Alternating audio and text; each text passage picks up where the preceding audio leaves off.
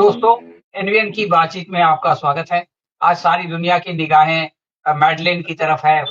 ये जो freedom flotilla की जो कश्ती है, जो गज़ा की तरफ जा रही थी, उसके साथ जो मामला हुआ, उनके जो मैसेजेस आए कि हम लोगों को घेर लिया गया है, हमारे आस-पास जो है वो सायरन बजने लगा है, हमारे ऊपर कोई व्हाइट पाउडर डाला जा रहा है और उसके बाद ये कि भई इस्राइल ने कहा कि हमने उनको अपने कब्ज़े में ले लिया है, वो लोग मदद करने के लिए नहीं आ रहे थे, बल्कि हमको बदनाम करने के लिए आ रहे थे।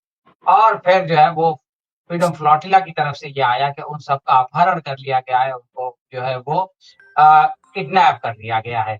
तो ये सारी खबरें हैं जिसकी तरफ सारी दुनिया देख रही है। हमारे साथ फिरोज़ मिठीबुर वाला साहब है जो पिछली मर्तबा जो फ्रीडम फ्लोटिला की जो कश्ती गई थी उसमें थे, तो ये हमको बता सकते हैं कि उसमें जाने का उद्देश्य क्या था और उसमें जाते हुए जब इस्राइल के लोग घेर लेते हैं तो कैसा लगता है? और उससे किस तरह से जो है वो पूरी दुनिया में न्याय की आवाज़ उठाई जाती है। तो फिरोज़ भाई आपका इस कार्यक्रम में स्वागत है। मेरा सबसे पहले सवाल ये है कि ये जो मैडलिन का मामला है, ये क्या है और क्यों किया जा रहा है? ये जो बोट गई है मैडलिन, इंटरेस्टिंगली वो गाजा में एक फिलिस्तीनी मछुआरी है, वो एक लेडी फिशर वुमन है, उसका नाम मैडलिन कुलाब है। उसके फादर मछुआरे थे, वो मारे गए थे और वो 13 साल की उम्र से ही वो मछली पकड़ने के लिए लगी थी। वो एकमात्र फिश वुमन है फिलिस्तीन में, गाजा में। तो उसके नाम की ये बोट है मैडलिन, बहुत इंटरेस्टिंग नाम है। और बेसिकली मैडलिन ने जो आज जो काम किया है वो रियलिटी में वो 2007 में शुरू हुआ था, जब गाजा पे पाबंदी डाली गई थी। जब गाजा से इजराइल को हराकर निकालना पड़ा 2005 में, तो 2007 से उन पे एक पूरा पाबंदी डाल दिया था, एक जेल बना दिया था, जेल ही है गाजा। तो तब एक बोट निकली थी जिसमें से 2-3 लोग मैं जानता हूँ। उसके यहाँ एक नाम है हुवैद आरफ, जो पैलेस्टीन क्रिश्चियन है, जो अमेरिका में रहती है, और हमारे एक दोस्त थे प्रोफेसर पॉल पॉल दारूडी। तो वो इनिशियल लोगों में वो थे जिन्होंने ये पूरा बोट का सिलसिला शुरू किया था 2007 में। और उसी से इंस्पिरेशन लेकर हम लोगों ने 2010 में first Asian corner to Gaza हम लोगों ने ऑर्गेनाइज की थी, जहां हमारे 16 मुल्क के साथी साथ में आए थे। Indonesia, Malaysia, India, Pakistan, Bangladesh, अरब मुल्क के दोस्त करके हम लोग 16 मुल्क के लोग थे जिन्होंने, और हम लोग 2010-11 में 2 जनवरी 2011 में गाजा पहुंचे थे। उसी को याद करते हुए जो इस बोट ने किया, उसमें मेरा और एक दोस्त है एवरेला थियागो, जो ब्राजील के एक नौजवान साथी हमारे दोस्त है, जो भी ये बोट पे थे। और ये बोट एक अलग किस्म का के लोग थे, इसमें नौजवान थे। ग्रेटा थर्नबर्ग एक सिंबल बन गई। इनफैक्ट ग्रेटा थर्नबर्ग का एक प्रॉब्लम हम जैसे लोग का था कि वो ग्रीन कैपिटलिज्म की एक सिंबल बन चुकी थी। ग्रेटा थर्नबर्ग को ऑल सडन खड़ा कर दिया था दुनिया में, एक बयान से वो छा गई थी। जब लोग छा जाते ऑल सडन तो थोड़ा क्वेश्चन करना पड़ता है। मगर आज जो ग्रेटा ने काम किया है, क्योंकि एक नई पीढ़ी जो ग्रेटा के साथ पर्यावरण के मुद्दे पे जुड़ी है, वो आज ग्रेटा से प्रेरणा लेकर वो फिलिस्तीन के मुद्दे पे भी जुड़ गई। ये बहुत इंपॉर्टेंट हुआ है। और एकदम नौजवान लोग थे, जिनका कोई एक बहुत बड़ा एंटी इजराइल बैकग्राउंड में कोई इस किस्म का वो क्रिएट नहीं कर पाई इजराइल कि बहुत खतरनाक किस्म के लोग आ रहे। हम जैसे लोग तो खतरनाक होते नहीं, we are all solidarity peace activist. मगर ग्रेटा के कारण ये जो वातावरण बना, और पिछले 15 दिन से रोज जो सोशल मीडिया से रिपोर्टिंग हो रही थी ये बोट को लेकर, तो एक वातावरण बना था। तो बेसिकली मुद्दा सिंपल था कि जो गाजा पे जो पाबंदियां है, जो स्टारवेशन है, ये तो हिटलर ने भी नहीं किया। आज जो गाजा में हो रहा है इस बार, जो जूडियो नाजी जो इजराइल नेतन्याहू जो कर रहे हैं, स्मोट्रिच बेनगवीर, वो तो हिटलर ने भी नहीं किया था जो गाजा में हो रहा है। उसके तोड़ने की 2-3 कोशिशें हो रही है। एक बड़ी कोशिश ग्रेटा और उसके साथियों ने की, और ये मुझे पता था कि ये बोट को पकड़ लेंगे। इसमें ज्यादा एशियन या ज्यादा करके यूरोपियन अमेरिकन बैकग्राउंड के लोग थे, तो इसके उनके साथ बदसलूकी नहीं की। वरना को जो टर्किश बोट थी मावी मारवाना, उस टाइम तो शूटिंग की थे, लोगों को मारा था, हेलीकॉप्टर से कमांडो उतरे थे, क्या क्या नहीं किया था। मगर ये बोट के साथ इन्होंने इतना किया कि बोट को पकड़ लिया है। उनको हम लोग बोले कि किडनैप कर लिया है। उनको एक 7 अक्टूबर को लेकर एक डॉक्यूमेंट्री बताने वाले हैं, जो उनके लिए वही टॉर्चर है।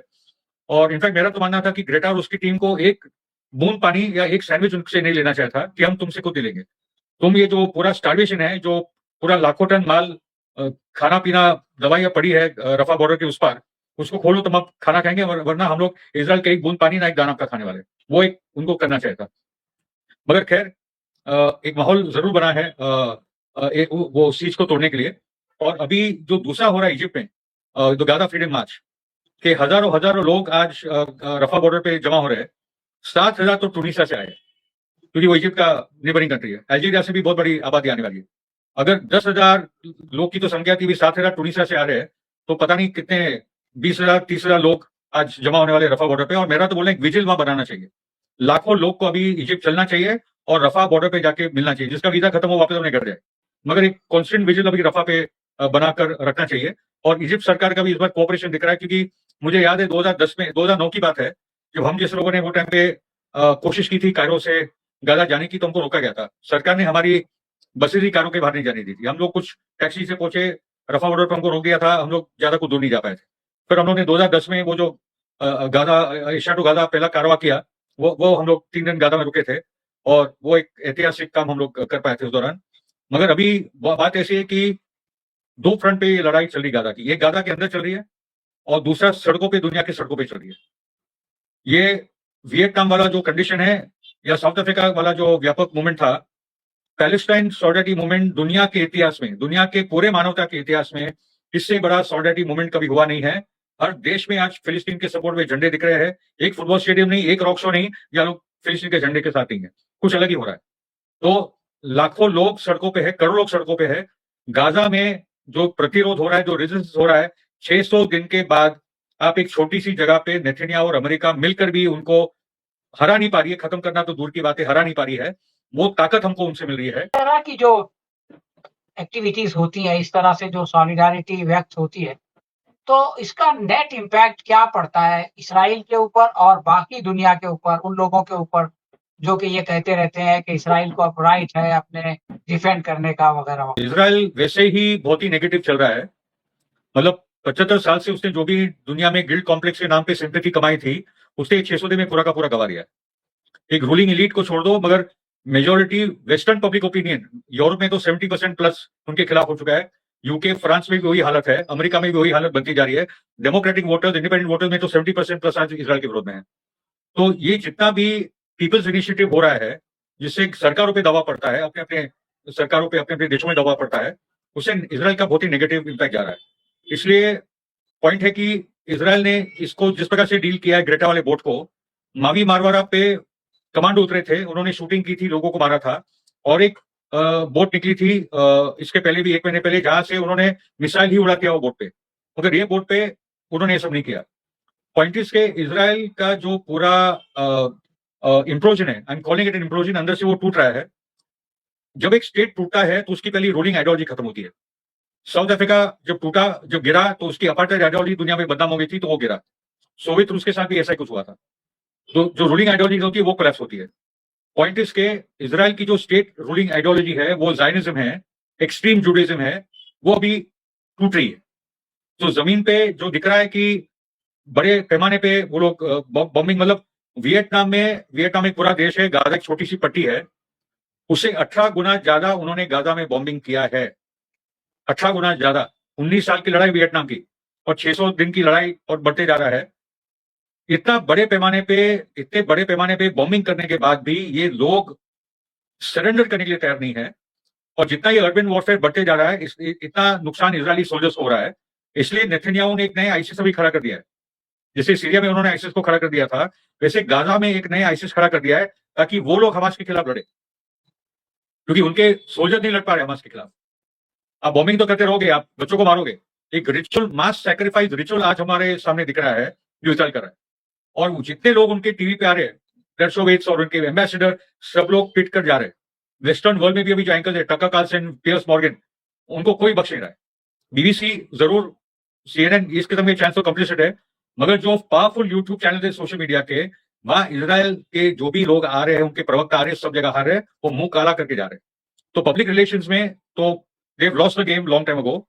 और अभी जो पूरा नैरेटिव बन रहा है, और मैं आपको बता दूं, आपने एक बहुत इंपॉर्टेंट फ्रेज किया, Israel right to defend itself. Israel has no right to defend itself, क्योंकि no colonial power is the right to defend itself.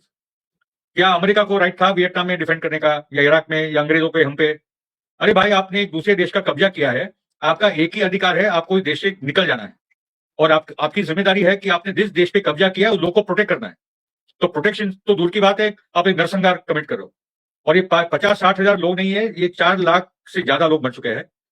6 महीने पहले लैंसेट मैगजीन का, जो दुनिया का प्रसिद्ध मेडिकल जर्नल है, 1,86,000 का फिगर 6-8 महीने पहले था। तो अभी तो वो उससे ज्यादा हो गया, क्योंकि आप खाली बम से नहीं मर रहे हो, आप इंजरी से मर रहे हो, आप स्टार्वेशन से मर रहे हो, आप डिजीज से मर रहे हो। जो रबल है उसका पूरा सीमेंट कंक्रीट आपके लंग्स में जा रहा है, पता नहीं लोगों को क्या क्या होने वाला है, मगर ये हार मानने के लिए तैयार नहीं है। They are not willing to surrender. Trump बोलते रह जाए तुम लोग निकल जाओ, लिबिया चले जाओ, मैं तुम लोग को वहां डालूंगा। अरे क्या लिबिया डालूंगा भाई, लिबिया ने आपको बर्बाद कर डाला है, वहां सिविल वॉर चल रहा है, अमेरिका के एम्बेसी भी नहीं है। ट्रम्प तो वो जो अभी लोगों को निकालने की कोशिश कर रहा है अपने देश में, उनको भी लिबिया डालने की कोशिश कर रहा है। तो आप कर क्या रहे हो बात। इसलिए गाजा से लोग जाने वाले नहीं है। इसराइल अंदर से टूट रहा है, उनकी आर्मी रिजर्विस्ट को कॉल ले रहे हैं, बहुत कम जा रहे हैं, इसराइल से लोग बहुत भाग कर निकल रहे हैं। It is a very bad situation for Israel. हम लोग का दिल टूट रहा है, मैं मानता हूँ हम लोग का दिल टूट रहा है, क्योंकि रोज हम लोग वो वीडियो देख रहे हैं, बच्चे मर रहे हैं, माएँ रो रही है, बच्चे लोग रो रहे हैं, बाप बेचारा हाथ में लेकर अपने बच्चे को अस्पताल जाएंगे तो कहा जाएंगे, अस्पताल कुछ बची नहीं है। Okay, it was always meant to be genocide, the committing a genocide. और उसमें एक छोटी सी किरण थी, ये बोट मैडलिन, वो गए हैं, उसे और पॉपुलर पब्लिक के ओपिनियन पैलेस्टाइन के साथ आया है। नौजवानों की एक पीढ़ी जो ऑलरेडी इसराइल के खिलाफ जा रही है, वो और भी एक्टिव हो जाएगी। ओके, और जो हजारों की संख्या में इजिप्ट लोग जा रहे हैं, हम भी कोशिश करें कि हम भी इजिप्ट जाए, एक डेलीगेशन इंडिया से कुछ यहाँ से लोग जा रहे हैं। मैं तो मानता हूँ कि हम जैसे लोग को भी जाना चाहिए, क्योंकि हम लोग का एक कॉन्ट्रीब्यूशन है पुराना ये पूरे मूवमेंट को लेकर। तो things are now evolving in very. अभी जून में जब यूनाइटेड नेशन सिक्योरिटी अभी जो यूनाइटेड नेशंस की मीटिंग होगी और चालू है, तो यूनाइटेड नेशन सिक्योरिटी काउंसिल में जो यूएस ने वीटो किया सीज फायर, तो ये जाएगा into the United nation general assembly, और वहां क्लॉज है United for piece, and it can override, वो आई थिंक क्लॉज आर्टिकल 377 है, it can override the United nation security council. और मेरा मानना है कि इस बार यूनाइटेड नेशंस जनरल असेंबली को ओवरराइड करना चाहिए, demanding United Nations peace keeping force that should go into Gaza, that should go into the West Bank. वो एक ही तरीका है कि दुनिया की मिलिट्रीज अभी साथ में आ जाए और वो अभी जाके खड़ी हो जाए कि आप ये नरसंहार बंद करो, आपको होने देंगे। तो ये सब अभी चर्चा में आई है, बातें लेट आई है, मैं तो मानता हूं कि फिर भी जब हुआ तब हुआ, मगर अभी बहुत बड़े पैमाने पे लोगों को उठा हो रहा है। भारत में भी आपको खाली बता दूं कि लेफ्ट पार्टीज का कॉल आ चुका है। 17 तारीख को पूरे देश भर में धरने मोर्चे होंगे, हम लोग भी बम्बई में 18 तारीख को कर रहे हैं। भारत में भी कुछ यात्राएं की प्लानिंग हो रही है कि हम लोग किस प्रकार से फिलिस्तीन के सवाल को, गाजा के सवाल को सपोर्ट की जाए। तो आई थिंक इंडिया में बहुत मेहनत करने की जरूरत है, क्योंकि मोदी ने जो इमेज बना दिया है इंडिया का, इजराइल इंडिया मोदी नेतन्याहू, उससे बहुत नुकसान हुआ है भारत को। और हमारी जो परंपरा रही, हमारी जो ट्रेडिशन रही, और हमारा जो सैद्धांतिक जो सपोर्ट रहा है पैलेस्टाइन को, हमको भी सड़क पे आके और भी बात काम करना होगा, उस पर भी हम काम करें। फिरोज भाई, अभी जो आप क्या देख रहे हैं कि अभी ये मेडलिन के लोगों को इन्होंने जो है वो अगवा किया है, और अब आगे का स्टेप इसराइल क्या करे? जी बात सही, अगवाई किया है। आपको और एक बात बता दूं कि ये जो टर्म है हॉस्टेजेस के, इजराइल के हॉस्टेजेस है हमास के पास, अरे भाई वो सोल्जर है, प्रिजनर ऑफ वॉर है। ओके, तो ये टर्म तो उनको बंद करना चाहिए कि वो हॉस्टेजेस वगैरह जो बोलते हैं अपने लोगों को जो अभी हमास के पास है। उसके साथ अपनी बात सही बोली कि इन्होंने तो ग्रेटा और ये टीम को किडनैप ही कर दिया है। मगर मेरा वो छोड़ देंगे, क्योंकि वो भी क्या करेंगे कि जब ये शिप्स वाली मूवमेंट, एंड द सीज वाली मूवमेंट जोरों से चली थी, उन्होंने इसको बहुत 2-3 लेवल से बहुत मुश्किल कर दिया था। एक तो जिस देश से निकलती थी वो देश पे वो लोग वो दबाव बने थे। जैसे ग्रीस एक सेंटर बना था वो शिप्स को निकलने का, तो ग्रीस की सरकार के वो प्रेशर डालते कि वहां से कोई बोट नहीं निकली। दूसरा प्रेशर डालते शिपिंग कंपनी पे, तीसरा प्रेशर डालते इंश्योरेंस कंपनी पे। तो इतना एक्सपेंसिव हो रहा था वहां से शिपिंग का, और आप वो सब मैनेज कर पाए तो वो जो शिप आती थी, तो इसराइल वो शिप को ले लेती थी और आपको बाकायदा छोड़ देती थी, आप घर जाइए। तो beyond the point it became very expensive. अगर अभी वापस से चालू हुआ है, एक बोट आई है, मैं मानता हूं कि 1000 एक बोट एक साथ आनी चाहिए, एक पूरी फ्लोटिला, हर मुझसे 2-5। यूरोप में तो संभव है, अमेरिका से संभव है, कनाडा ऑस्ट्रेलिया ये देशों के पास काफी पैसा है, तो वो एक्टिविटीज भी जापान भी मैनेज कर लेती है। तो 1000 एक शिप्स की एक फ्लोटिला भी आ जाए, लाखों लोग इजिप्ट में जमा हो जाए रफा बॉर्डर पे, पूरा घेरना पड़ेगा उसको, पूरा घेरना पड़ेगा गाजा और फिलिस्तीन को, कि भाई हम आ रहे हैं आपके लिए। ओके, क्योंकि मैंने 2010 में ये बात बोली थी कि there will come a day when millions of people will march to Palestine. एक दिन आएगा जब हजारों लाखों लोग फिलिस्तीन की तरफ मार्च करेंगे। मान लो कि लाखों जो फिलिस्तीनी रेफ्यूजी है लेबनान में, जो जॉर्डन में है, वो सब मार्च करने लगे और लेबनीज आर्मी को बोले तुमको रोकेंगे, तुमको रोको, हम तो जा रहे हैं भाई, मारो जितना मारना है। बाद में इसराइल को बोले कि भाई जितना मारना है हमको रोको, मगर हम तो आने वाले हैं। और कितनों को मारोगे, और दुनिया का पब्लिक ओपिनियन तो उनके साथ आने वाला है। वो दूर दिन नहीं, it is not far away, something massive is going to happen very soon. A miracle will be done by the power of the people. हम लोग मेरिकल में मानते हैं, मैं तो मेरिकल में मानता हूं, और ये मेरिकल जो होगा it will be done by the power of the people of Palestine and the people of the world, and that is what we are going to see in the coming years very soon. तो इसी के ऊपर हम अपनी बातचीत खत्म करते हैं कि miracle is in process of making, and it will happen, it will have its own impact. और फिर ये कि ये जो नरसंहार चल रहा है, ये नरसंहार जो है वो बहुत जल्द रुकेगा, और ये जो आइडियोलॉजी आज खत्म हुई है, कल उसका जो है जो प्रमाण है, जो स्टेट है, जो जिसको हम जो है वो नाजायज स्टेट कहते हैं, वो भी जो है खत्म होगा। आपने समय निकाला और इसके बारे में बताया, इसके लिए बहुत बहुत शुक्रिया।